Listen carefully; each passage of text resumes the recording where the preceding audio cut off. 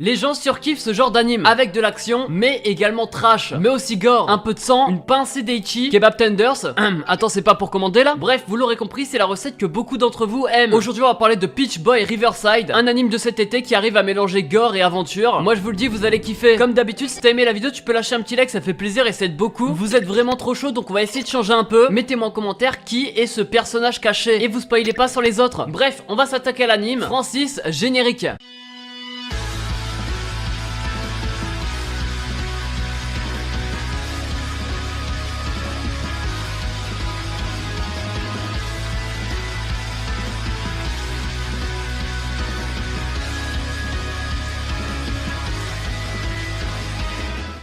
Peach Boy Riverside, anime plutôt gore, et ce genre est plutôt rare en ce moment. Mais ça parle de quoi? Fleur? Non mais Francis, t'es débile, on dit Fleur. Nous on suit l'aventure de Sarutorin. C'est une princesse qui veut partir à l'aventure, sauf que son père lui laisse pas cette chance parce que bon, elle est quand même fille de noble. Sauf qu'un jour son château va se faire attaquer par des ogres. Les ogres dans cet anime sont un peu les ennemis des hommes. C'était un peu la catastrophe, ils pouvaient rien faire. Sauf que Mikoto, un homme qui était là de passage, a réussi à tuer tous les ogres grâce à un pouvoir spécial. Et on apprendra par la suite que lui, son objectif, c'est d'exterminer tous les ogres du monde. Mais du coup, Sarutorin, le personnage principal, est décidé à retrouver cet homme, sauf qu'elle a pas vraiment de chance parce qu'à cause d'elle, il va se passer pas mal de drames. Mais bref, alors pourquoi regarder cet anime? Parce que déjà, faut être honnête, c'est pas une masterclass non plus. Voici un ogre, et ça faisait longtemps qu'on n'a pas vu ma prof de français. En tout cas, elle a l'air en forme. Comme d'hab, comme tout anime, il y a un opening, c'est le premier truc qu'on voit, du titre Dark Spiral Journey, chanté par Q Megahertz. On a là un opening qui, au niveau de l'audio, bah ça passe, c'est plutôt entraînant, et personnellement, j'ai apprécié. Mais au niveau du visuel, on va pas se mentir, c'est plutôt cliché. On voit les personnages marcher, etc. Bref, je vais pas mentir que l'animation d'opening, je la trouve vraiment nulle. Mais bref, sinon, par rapport à l'histoire, de ce que j'ai compris, l'anime ne commence pas au chapitre 1 du manga. On commence directement au début de l'aventure de Sarutorin, où elle fera la rencontre d'une demi-humaine. Les demi-humains, c'est des animaux, mais qui ont la capacité de parler tout ça comme un humain. Sarutorin, qui est jamais parti à l'aventure, est content de découvrir un demi-humain. C'est pour ça qu'ils vont faire équipe. En plus, il a l'air gentil. Mais rapidement, on va apprendre qu'en fait, les hommes n'aiment pas trop les demi-humains. C'est en fait du racisme, mais dans leur monde. C'est alors là où on va comprendre où veut nous mener l'anime. Et celui-ci n'est pas tout rose. Ah si, en fait, c'était tout pour moi. C'est une blague, oh, c'est bon. Il y aura pas de limite là où ça pourra vous choquer. Le gore, tant qu'à lui, arrivera un peu plus tard, à l'arrivée du premier ogre. Et là, eux, ils peuvent avoir l'apparence humaine ou alors animale. Ce qui les définit comme ogre, c'est la corne qu'ils ont sur la tête. Et eux ont la réputation de pas aimer les humains. En plus de ça, les ogres sont giga chauds. Ils arrivent à avoir un pouvoir grâce à leur corne, mais également grâce à quelque chose qui est propre à eux-mêmes. Si on a connaissance de tout ça, on peut leur prendre leur pouvoir. Ça change rien au fait qu'ils soient chauds. Leur corne leur procure un laser de ouf. Le laser peut faire des dégâts monstrueux. Et chaque ogre a le laser. Mais ils ont, en plus de ça, un pouvoir qui leur est propre. Heureusement que Sarutorin a un pouvoir spécial. C'est le même pouvoir que Mikoto. Je sais pas trop comment ça fonctionne, mais en gros quand ils l'utilisent, ils ont les yeux fluorescents et ils sont over cheatés, et grâce à ça ils peuvent terrasser les ogres, mais pas n'importe qui, parce que les ogres sont aussi classés par puissance. Ça peut partir de l'ogre supérieur à l'ogre ultime, je sais pas c'est quoi le nom, mais en quelque sorte de société. On apprend que le chef des ogres entre guillemets, lui, cherche à avoir une alliance entre les hommes et les ogres, mais c'est bizarre parce que son propre allié se méfie de lui, parce qu'il a l'impression qu'en fait il est ni avec les ogres ni avec les humains. Bref, j'ai envie de manger une boulette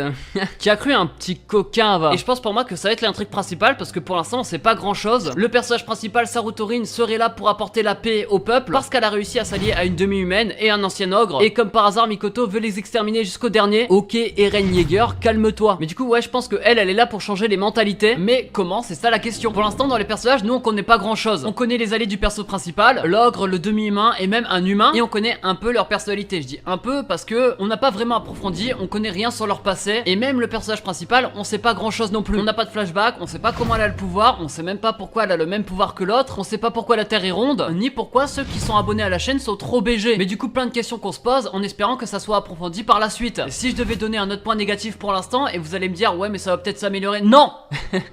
Non là je me suis emporté. Au début ils vont se retrouver dans un royaume, et celui-ci va se faire détruire en une seconde. À l'épisode d'après on se retrouve dans un tournoi, on sait pas comment ça se passe, et encore l'épisode d'après on se retrouve sur le flashback du chapitre 1. Enfin bref, je trouve que les enchaînements d'épisodes sont plutôt mal faits, on n'arrive pas trop à faire le rapprochement avec l'épisode d'avant à chaque fois. Ça me fait mal au cœur parce que tous ces détails font que c'est pas une masterclass, alors que pour le coup chaque fin d'épisode je trouve que c'est une masterclass. Chaque fin d'épisode ils arrivent à nous mettre un truc qui va nous surprendre, et même inattendu, ce qui fait que t'attends du lourd pour la suite. Comme j'ai dit, le village qui s'est fait détruire en une seconde, le soldat était sorti de la ville et tenait la main d'un mec qui surveillait l'entrée, sauf qu'il va se retrouver avec le bras coupé du gars et rien derrière parce que tout a été détruit. À chaque fois qu'ils font ça, t'es choqué parce que tu t'attends pas, surtout que c'est bien fait parce qu'il y a des musiques joyeuses juste avant. Mais bref, Peach Boy Riverside pour moi c'est un truc qui peut peut avoir un potentiel. J'ai réussi à me fondre dans l'histoire grâce aux OST, etc. malgré ses quelques défauts. Pour finir avec mon avis personnel, j'aime plutôt bien. Je pense que c'est un anime sympa à suivre, mais c'est pas non plus celui que je vous dirais de voir absolument. Bref, il touche pour genre action, aventure, fantasy et pour thème démon et gore. Déconseillé au moins de 16 ans, est disponible sur Crunchyroll. Bref, c'était Rush Manga, je vous ai parlé d'un anime gore cette saison. Comme d'hab, le petit like si t'as aimé, ça fait plaisir et ça aide beaucoup. Je vous remontre le perso caché, dites-moi dans les commentaires c'est qui. Et moi je vous dis à la semaine prochaine comme d'hab. C'était Rush Manga, allez, ciao bye bye. Et t'es toujours pas follow à mon Twitch Rush Manga, what the fuck?